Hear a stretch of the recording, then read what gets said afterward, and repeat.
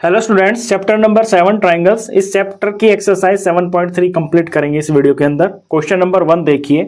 Triangle ABC and DBC are two isosceles triangles on the same base BC and vertices A and D are on the same side of BC. See figure. यहाँ figure को देखिए, यहाँ पे एक triangle A B सी है, ये isosceles triangle है। दूसरा ट्राइंगल डी बी सी है, ये भी आइसोसेलेस ट्राइंगल है। और ये दोनों ट्राइंगल्स जो ना सेम बेस बी सी के ऊपर लाई कर रहे हैं। जब ये आइसोसेलेस ट्राइंगल है, इट मीन्स जो ए बी की लेंथ होगी वो ए सी के बराबर होगी। और जो छोटा वाला ट्राइंगल है डी बी सी, ये भी आइसोसेलेस ट्राइंगल है। इट मीन्स बी डी की जो लेंथ होगी ये डी सी के बराबर होगी। दोनों ट्राइंगल बी सी बेस के ऊपर टिके हुए हैं। If A D is extended to intersect B C at P. अब यहां समझिए, ये जो ए डी है इसको बढ़ा दिया गया है to intersect B C at P. A D को बढ़ा के यहां बी सी तक लेके आ गए हैं। ये बी सी को पॉइंट पी पे इंटरसेक्ट कर रहा है। शो दैट, तो आपने ये 4 पॉइंट यहां पे शो करने हैं। फर्स्ट पॉइंट में हम पहले फोकस करेंगे। फर्स्ट पॉइंट में शो करना है triangle A B D congruent to triangle A C D. A B D ये वाला ट्राइंगल है, ए सी डी ये वाला ट्राइंगल है। ये जो पतले पतले ट्राइंगल आप ऊपर देख रहे हो, तो इन दोनों ट्राइंगल को हम उठा लेते हैं। पहले फर्स्ट पार्ट के लिए क्वेश्चन करेंगे तो लिखेंगे in triangle A B D and triangle A C D. अब इन दो ट्राइंगल में देखिए आपको क्या क्या दिख रहा है। ए बी ए सी के बराबर है, बी डी सी डी के बराबर है, और ये जो ए डी साइड है ये दोनों ट्राइंगल में कॉमन आ रही है। तो 3 साइड मिल गई हमको। S S S congruency rule से ये दोनों ट्राइंगल्स बड़ी आसानी से कॉन्ग्रेंट प्रूफ हो जाएंगे। तो पहले हम ए बी और ए सी को लिख देते हैं। इस ट्राइंगल की ए बी साइड इस ट्राइंगल की ए सी साइड के बराबर है, और ये हमें यहाँ पर गिवन है क्योंकि ये आइसोसेलेस ट्राइंगल है इसलिए ये गिवन है। दूसरा, ये जो बी डी है ये सी डी के बराबर होगी, इसकी बी डी इसकी सी डी साइड के बराबर होगी। ये भी इसीलिए है क्योंकि गिवन है छोटा वाला ट्राइंगल नीचे जो वो आइसोसेलेस ट्राइंगल है। ए डी ये दोनों में कॉमन आ रही है, तो इस ट्राइंगल में भी ए डी आ रही है और इसमें भी ए डी साइड आ रही है। इसका रीजन हम लिखेंगे कॉमन। अब यहाँ पे मैंने एस फॉर साइड ली, यहाँ पे एस फॉर साइड ली, यहाँ पे एस फॉर साइड ली। तो देयरफॉर जो ट्राइंगल ए बी डी है ये कॉन्ग्रेंट हो जाता है ट्राइंगल ए सी डी के। रूल कौन सा लगा? Side side side congruency rule. ये हमने कर दिया है फर्स्ट पार्ट। सेकंड पार्ट पे फोकस कीजिए। Triangle A B P congruent दिखाना है ट्राइंगल ए सी पी के। ठीक है, हम यहाँ पे दिखा देंगे। पहले ट्राइंगल पे फोकस कीजिए। ए बी पी ये बड़ा वाला ट्राइंगल है और ए सी पी ये बड़ा वाला ट्राइंगल है। यानी दोनों जो बड़े बड़े ट्राइंगल्स हैं लेफ्ट और राइट में, इन्हें हमें कॉन्ग्रेंट दिखाना है। ठीक है, तो यहाँ पे सेकंड पार्ट के अंदर हम यहाँ से ले लेते हैं। क्वेश्चन को लिखना शुरू करते हैं। जो 2 ट्राइंगल लेने हैं, in triangle A B P A C P ये वाले A B P and triangle A C P, इनके अंदर देखिए मैं क्या क्या चीज़ें देख रहा हूँ। एक तो ए बी ए सी के बराबर है, एक बात तो ये हो गई है। दूसरा, ये जो ए पी साइड और ए पी साइड है ये तो दोनों ट्राइंगल में आ रही है, तो ये कॉमन आ गई है। अगर मेरे को इनके बीच में यहाँ पे एंगल मिल जाता है सेम, यानी ये वाला एंगल और ये वाला एंगल बराबर हो जाए, तो फिर ये साइड और ये एंगल और ये side S A S rule का मैं इस्तेमाल कर सकता हूं। अब ये जो दोनों एंगल्स है इसका नेम मैं 1 रख लेता हूं, इसका नेम मैं 2 रख लेता हूं। ये एंगल 1 और ये एंगल 2 बराबर होंगे। ये इसलिए बराबर होंगे क्योंकि फर्स्ट पार्ट के अंदर ना हमने ए बी डी और ए सी डी इन 2 ट्राइंगल्स को कॉन्ग्रेंट दिखाया है। तो यहाँ एंगल 1 और एंगल 2 इनके करस्पॉन्डिंग पार्ट्स हैं। Corresponding parts of congruent triangles बराबर होते हैं। तो ये रिजल्ट मैं ऊपर भी लिख देता हूं कि एंगल 1 बराबर एंगल 2 होगा। क्यों? सी पी सी टी से, सी पी सी टी। तो यहां हर अगला पार्ट जो है ना पिछले पार्ट से कनेक्टेड है।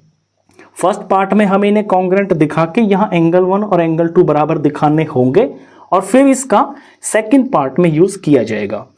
तो पहले तो मैं ए बी और ए सी को लिख लेता हूं। इसका ए बी इसके ए सी साइड के बराबर है, यहां पे हम रीजन लिखेंगे गिवन। फिर मैं इन एंगलों को ले लेता हूँ। इसके अंदर एंगल 1 आ रहा है इस ट्राइंगल में, और दूसरे ट्राइंगल में ये एंगल 2 आ रहा है। ये बराबर होंगे, क्यों, यहाँ ऊपर हमने दिखा दिया, या फ्रॉम अबव लिख सकते हैं हम, फ्रॉम अबव ब्रैकेट में CPCT भी लिख सकते हैं, या प्रूव्ड अबव भी लिख सकते हैं, या शो अबव भी लिख सकते हैं, प्रूव्ड अबव। तो 1 और 2 हमने यहाँ फर्स्ट पार्ट में से ही निकाल के यहाँ यूज कर लिए। अब आते हैं थर्ड पार्ट पे। ये साइड हो गई, ये एंगल हो गया, इनको कवर करने वाली मुझे साइड चाहिए, साइड एंगल, और ये साइड, ये AP आ रही है दोनों ट्राइंगल के अंदर। इस ट्राइंगल में भी AP साइड है, इस ट्राइंगल में भी AP साइड है, और क्योंकि ये दोनों में कॉमन है तो हम यहाँ पर रीजन लिखेंगे कॉमन। तो यहाँ पे मैंने S फॉर साइड का यूज़ किया, यहाँ पे मैंने A फॉर एंगल का यूज़ किया, और तीसरा फिर मैंने S फॉर साइड का यूज़ किया। तो साइड एंगल साइड से ये दोनों ट्राइंगल्स कॉन्ग्रेंट हो जाते हैं। Therefore triangle ABP is congruent to triangle ACP। ये हो गया ABP ACP के कॉन्ग्रेंट हो गया। अब थर्ड पार्ट पे फोकस कीजिए। थर्ड पार्ट में कहता है, यहां ऊपर देखिए, AP bisects angle A as well as D। ये जो AP साइड आ रही है ना, ये एंगल A को बाइसेक्ट कर रही है, और ये एंगल D को भी बाइसेक्ट कर रही है। तो एंगल A को बाइसेक्ट कर रही है, ये तो हम देख ही रहे हैं, ये तो हम यहीं से देख रहे हैं, क्योंकि एंगल 1 और एंगल 2 बराबर हम ऊपर दिखा चुके हैं। तो ये A तो हो रहा है बाइसेक्ट।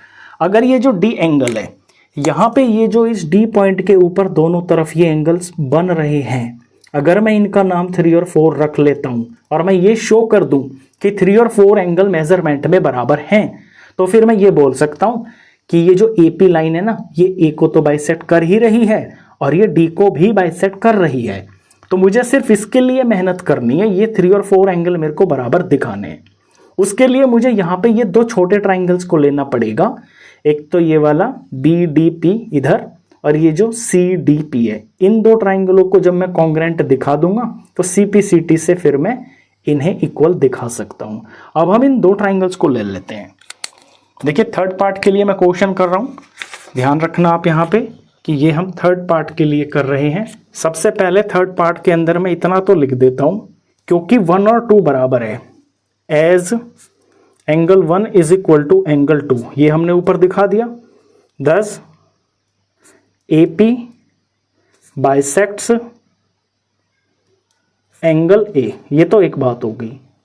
अब D के लिए मेहनत करनी पड़ेगी, इसके लिए इन दोनों ट्राइंगल को ले लेते हैं। In triangle BPD and triangle, इस तरह से नाम लिखूंगा मैं, B से P गया फिर यहाँ D गया, तो यहाँ से CPD लिख लेते हैं। ट्राइंगल CPD, इन दो ट्राइंगलों के अंदर अब आपको देखना है कि क्या चीजें हम ले सकते हैं। देखिए यहाँ पर BD और CD ये तो बराबर है ही, ये हमें गिवन दे रखा है, और ये जो DP है ये DP दोनों में कॉमन आ रही है, ये भी ठीक है। अगर मेरे को यहाँ पे BP और ये PC बराबर मिल जाए तो फिर साइड का मैं यूज कर लूंगा, और BP और CP को मैं बराबर लिख सकता हूं, क्योंकि अभी अभी ये जो दो ट्राइंगल्स मैंने यहां पर कॉन्ग्रेंट दिखाए हैं, देखिए ABP और ACP, ये मैंने कॉन्ग्रेंट यहां शो कर दिए है ना। तो जो BP है और ये जो CP है ये इन्हीं के तो करस्पॉन्डिंग पार्ट है, तो इस पार्ट को मैं यहां नीचे लिख लेता हूं CPCT करके, कि जो BP है ये बराबर है CP के, और रीजन लिख देंगे CPCT, corresponding parts of congruent triangles। तो इस रिजल्ट का हमारे पार्ट नंबर 3 में यूज होगा।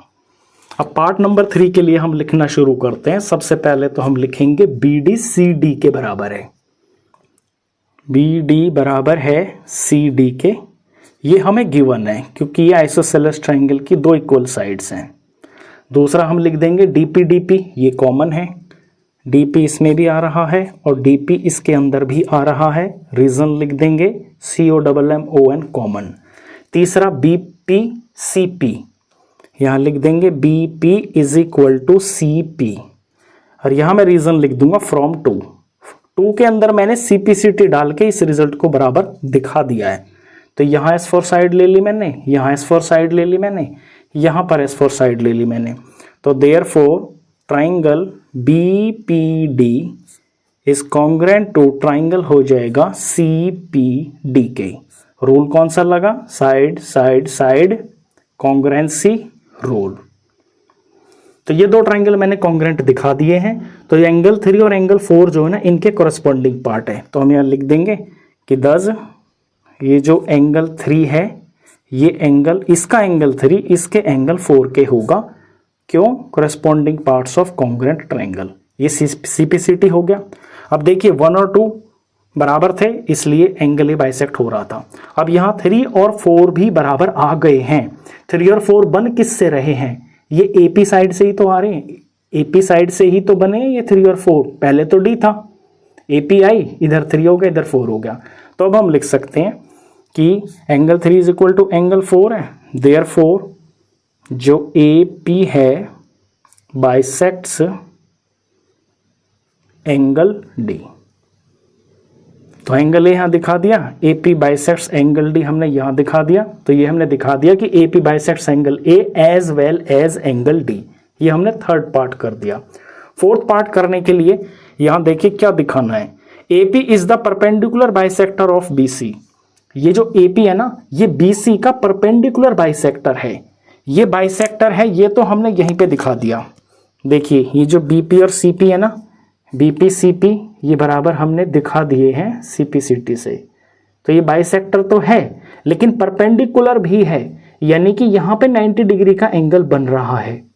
तो ये चीज़ अब हमको दिखानी है। तो अब देखिए फोर्थ के लिए हमें क्या ज़रूरत पड़ेगी, पहले वो समझना।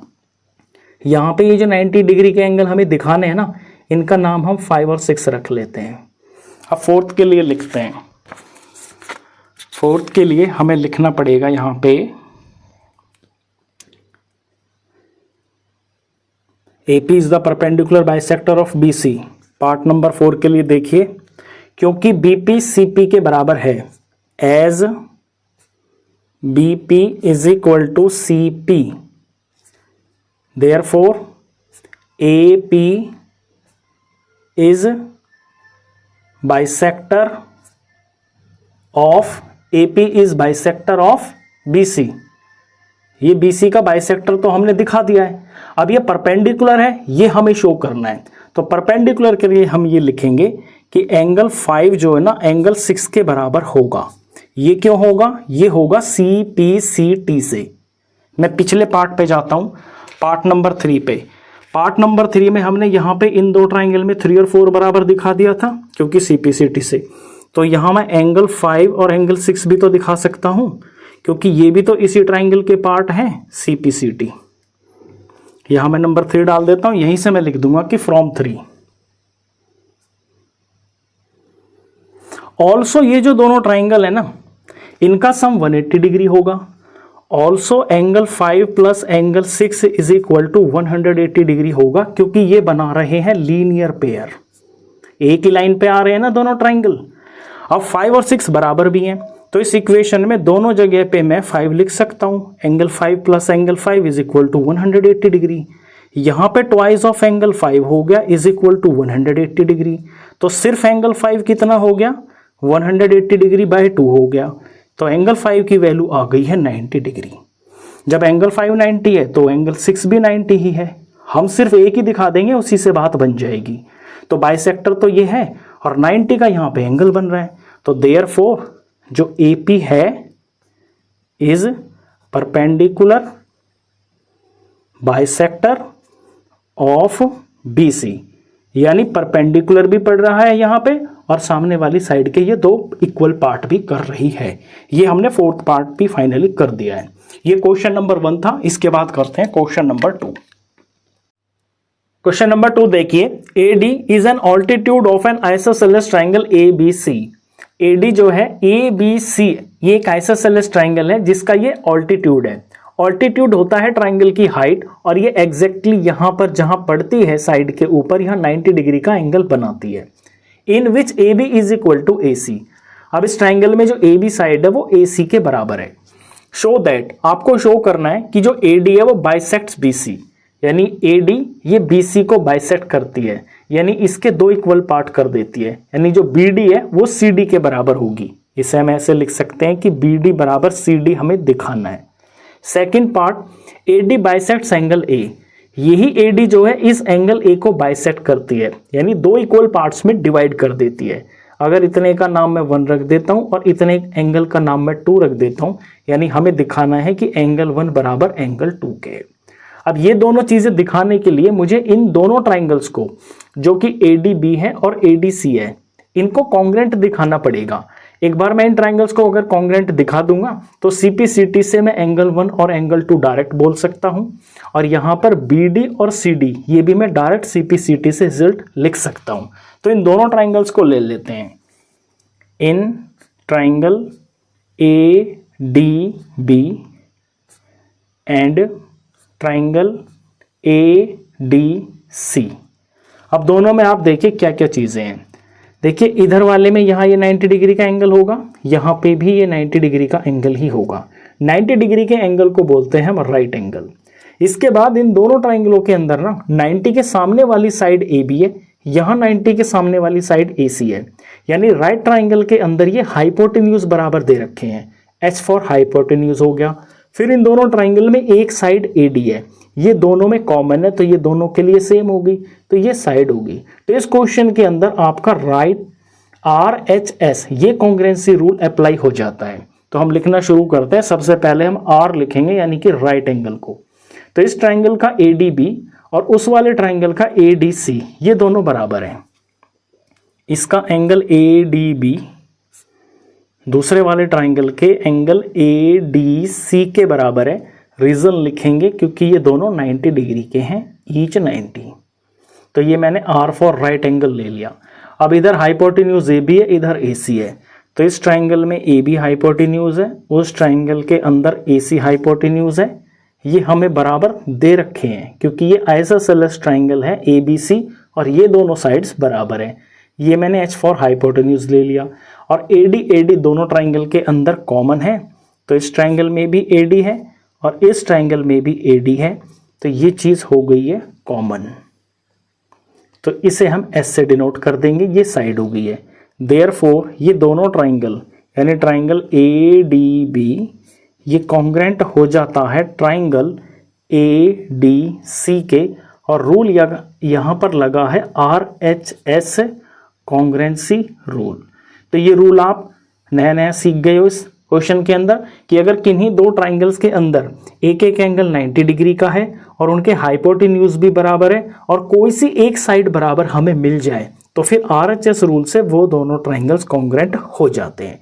अब यहाँ देखिए लेफ्ट वाले ट्राइंगल में एंगल, पहले हम साइड को देखते हैं, मुझे साइड दिखानी है ना BD-CD के बराबर।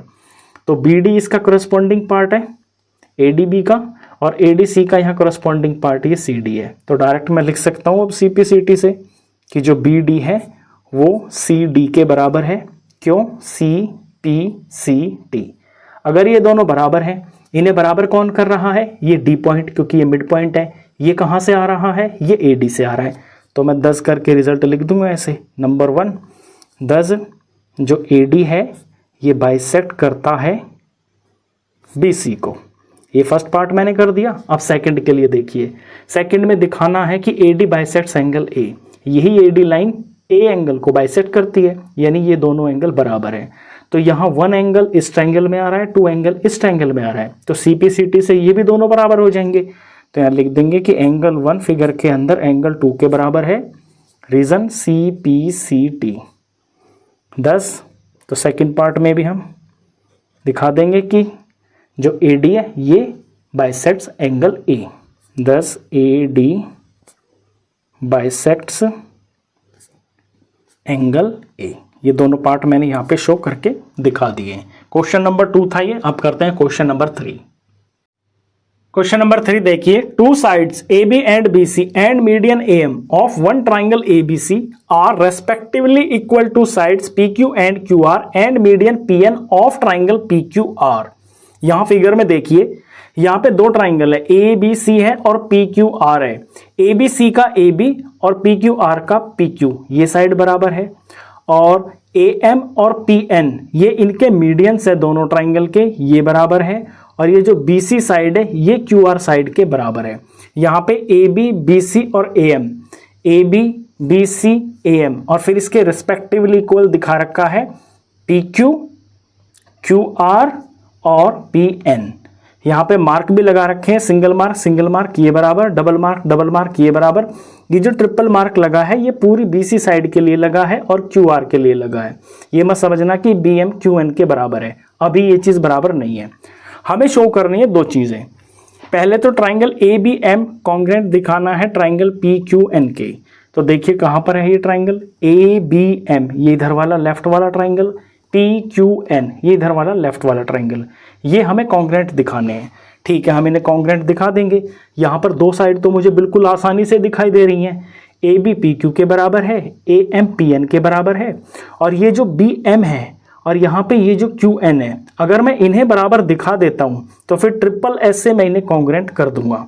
अब ये बी एम क्यू एन में कैसे बराबर दिखा सकता हूँ, उसके लिए मैं बी सी और क्यू आर साइड का यूज करूंगा। मुझे यहाँ पे गिवन है कि जो बी सी है ना ये क्यू आर के बराबर है, तो जब ये बराबर पूरे हैं तो इनका जो हाफ है वो भी बराबर होगा, यानी दोनों तरफ अगर मैं हाफ कर दूंगा तो ये फिर भी इक्वेशन बराबर ही रहेगी। Half of B C is equal to half of Q R होगा। अब क्योंकि ये जो एम है ये इसका मिड पॉइंट है और एन इसका मिड पॉइंट है, तो मिड पॉइंट होने से ये हाफ हाफ ही तो हो गया है, बी एम एम सी के बराबर होगा, क्यू एन एन आर के बराबर होगा। तो जो हाफ ऑफ बी सी है उसे मैं बी एम भी तो लिख सकता हूँ, तो यहाँ हाफ ऑफ बी सी की जगह मैं बी एम लिख लेता हूँ। यहाँ हाफ ऑफ क्यू आर की जगह पे मैं क्यू एन लिख लेता हूँ, क्यू एन, और इसे मैं रिजल्ट नंबर 1 डाल देता हूँ। ये मेरा फर्स्ट पार्ट को सॉल्व करने में काम आएगा। अब हम इन दो ट्राइंगल को उठा लेते हैं जिन्हें हमें कॉन्ग्रेंट दिखाना है। तो in triangle A B M and triangle P Q N, इनमें ए बी पी क्यू के बराबर है, लिख लेते हैं। इसका ए बी इसके पी क्यू साइड के बराबर है, इसका ए एम इसके पी एन के बराबर है, इसका ए एम इसके पी एन के बराबर है। रीजन भी साथ साथ लिखते चलेंगे। ए बी पी क्यू के बराबर है क्योंकि ये गिवन है, और ये मैंने एस फॉर साइड ले लिए। ए एम पी एन के बराबर है क्योंकि ये भी हमें गिवन ही है, और यहाँ भी मैंने एस फॉर साइड ले लिए। और ये बी एम क्यू एन के बराबर है, ये मैंने ऊपर दिखा दिया। तो जो बी एम है ये बराबर क्यू एन के है, हम लिख सकते हैं फ्रॉम 1। ये भी साइड है, तो ट्रिपल एस से ये दोनों ट्राइंगल्स कॉन्ग्रेंट प्रूफ हो जाते हैं। Therefore triangle A B M is congruent to triangle P Q N. Bracket में रूल लिख देंगे, S S S congruency rule से। ये फर्स्ट पार्ट हो गया। अब सेकंड पार्ट पे आते हैं। सेकंड पार्ट में triangle A B C congruent दिखाना है ट्राइंगल पी क्यू आर के। तो ए बी सी ये पूरा बड़ा ट्राइंगल, पी क्यू आर ये पूरा बड़ा ट्राइंगल। इनके अंदर देखिए हमें क्या क्या दे रखा है। ए बी पी क्यू के बराबर दे रखा है, यहाँ बी सी क्यू आर के बराबर दे रखा है। ए एम और पी एन का तो अब कुछ लेना देना है नहीं, तो मैं दो साइड्स देख रहा हूँ बराबर बराबर।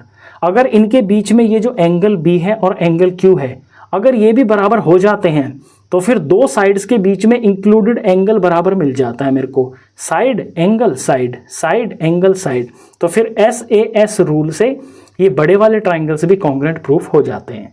और ये जो बी और क्यू है ये बराबर होंगे। ये बराबर इसलिए होंगे क्योंकि अभी अभी हमने ये जो दो ट्राइंगल्स यहाँ पे कॉन्ग्रेंट दिखाए हैं ना, इन्हीं के कॉरस्पॉन्डिंग पार्ट हैं एंगल बी और एंगल क्यू। तो एंगल बी और एंगल क्यू मैं इनके नीचे ही लिख देता हूँ क्योंकि ये दोनों ट्राइंगल्स कॉन्ग्रेंट हैं। तो इसका एंगल बी इसके एंगल क्यू के बराबर होगा, और यहाँ हम रीजन लिख देंगे by C P C T, corresponding parts of congruent triangles. ये रिजल्ट हमने यहाँ लिख लिया। अब ले लेते हैं बड़े वाले ट्राइंगल्स को, अब हम इन्हें कॉन्ग्रेंट दिखा देंगे। तो लिखते हैं now in triangle A B C and triangle P Q R, A B P Q के बराबर है, यहाँ पे लिख लिया ए बी इसके पी क्यू के बराबर है। रीज़न यहाँ लिखते चलेंगे, ये है गिवन, और ये मैंने एस फॉर साइड का यूज़ कर लिया। इसके बाद इंक्लूडेड एंगल जो बीच में आ रहा है एंगल बी और एंगल क्यू बराबर है, यहाँ पे लिख लेंगे angle B is equal to angle Q. ये हमने ऊपर भी दिखा दिया सी पी सी टी थे, तो लिख देंगे फ्रॉम अबव। यहाँ पे मैंने ए फॉर एंगल का यूज कर लिया। फिर इसी से जुड़ी हुई ये साइड बी सी और क्यू से जुड़ी हुई क्यू आर है, तो यहाँ इस साइड बी सी ये बराबर है दूसरे साइड ट्राइंगल के क्यू आर के। ये मैंने क्यों लिख दिया, क्योंकि ये भी मेरे को क्वेश्चन में गिवन है, ये साइड्स बराबर हैं, और यहाँ मैंने एस फॉर साइड का यूज कर लिया। तो ऐसे ऐसे ये दोनों ट्राइंगल कॉन्ग्रुएंट हो जाएंगे। तो लिख देंगे therefore triangle A B C is congruent to triangle P Q R. Rule कौन सा लगा है, by side angle side congruency rule. तो इस क्वेश्चन के अंदर यही ध्यान देने की बात थी कि पहला जो ट्राइंगल है वो तो कॉन्ग्रुएंट होगा, हमें ये जो साइड से ये हाफ करके दिखानी होंगी बी एम और क्यू एन की। फिर इन दो ट्राइंगलों से यहाँ पे बी और क्यू जो ना रिजल्ट आएगा सीपीसीटी से, ये एंगल बी बराबर एंगल क्यू हमारा सेकंड पार्ट में यूज हो जाएगा जब हम बड़े ट्राइंगल्स को कॉन्ग्रुएंट करेंगे। क्वेश्चन नंबर 3 था, ये इंपॉर्टेंट क्वेश्चन था। इसके बाद करते हैं क्वेश्चन नंबर 4। क्वेश्चन नंबर 4 देखिए, BE and CF are two equal altitudes of a triangle ABC. ABC triangle है, बीई एक ऑल्टीट्यूड है और सीएफ इसका एक ऑल्टीट्यूड है, और ये दोनों ऑल्टीट्यूड बराबर है। ऑल्टीट्यूड होते हैं जो वर्टेक्स से सामने वाली साइड पे बिल्कुल 90 डिग्री पर पड़ते हैं, यहाँ 90 डिग्री, यहाँ 90 डिग्री। तो यहाँ पे गिवन में हम लिख सकते हैं कि ये जो दो चीजें हैं, एक तो बीई और एक ये जो सीएफ ऑल्टीट्यूड है, ये बराबर है। Using RHS congruence rule, prove that the triangle ABC is isosceles। आपको राइट एंगल, हाइपोटेन्यूज और साइड, इन तीन का यूज करके, यानी RHS congruence रूल का यूज करके इस पूरे ट्राइंगल ABC को आइसोसेलेस ट्राइंगल दिखाना है। आइसोसेलेस ट्राइंगल वो होता है जिसकी दो साइड्स बराबर होती हैं। तो हमें यहाँ पे RHS रूल का यूज करना है। तो देखिए ये जो दो यहाँ पर ऑल्टीट्यूड दे रखे हैं, ये ऑल्टीट्यूड यहाँ पर F पॉइंट पे और E पॉइंट के ऊपर 90 डिग्री का एंगल बनाएंगे। अगर मैं इन दो ट्राइंगल्स को ले लेता हूँ जो BC बेस के ऊपर है, क्योंकि जो BC है ना, ये इस वाले ट्राइंगल का, BEC ट्राइंगल का भी हाइपोटेन्यूज हो जाएगा और BFC ट्राइंगल का भी हाइपोटेन्यूज हो जाएगा। अब यहाँ पर पहले लिखते हैं, फिर आपको समझ में आएगा। यानी मुझे वो ये यहाँ पे ट्राइंगल जो ले लेना, ये चीज आपको ध्यान से समझनी है। ट्राइंगल आप इसमें सोच रहे होगे कि ABE ले ले या ACF ले ले, उससे बात नहीं बनेगी। यहाँ पे BC क्योंकि दोनों का हाइपोटेन्यूज है, तो हम दोनों के हाइपोटेन्यूज को आसानी से इक्वल दिखा सकते हैं। तो जो दो ट्राइंगल इसमें कॉन्ग्रुएंट हमको करने पड़ेंगे, पहले मैं वो लिख देता हूं। इन ट्राइंगल BEC और CFB ये लेने पड़ेंगे। ट्राइंगल BEC एंड ट्राइंगल, देखिए मैं B से E की तरफ चलाऊं ना, तो यहाँ पॉइंट C से लेके मैं इस 90 डिग्री की तरफ चलूंगा, CFB। ट्राइंगल CFB, इन दो ट्राइंगलों को हम लेंगे। अब इनमें हम RHS रूल लगाएंगे। तो R यानी कि 90 डिग्री। सबसे पहले तो मैं वही लिख लेता हूं कि BEC ट्राइंगल के अंदर ये E पॉइंट पे 90 डिग्री है और यहाँ पर ये F पॉइंट पे 90 डिग्री है दूसरे वाले ट्राइंगल में। तो इसका एंगल E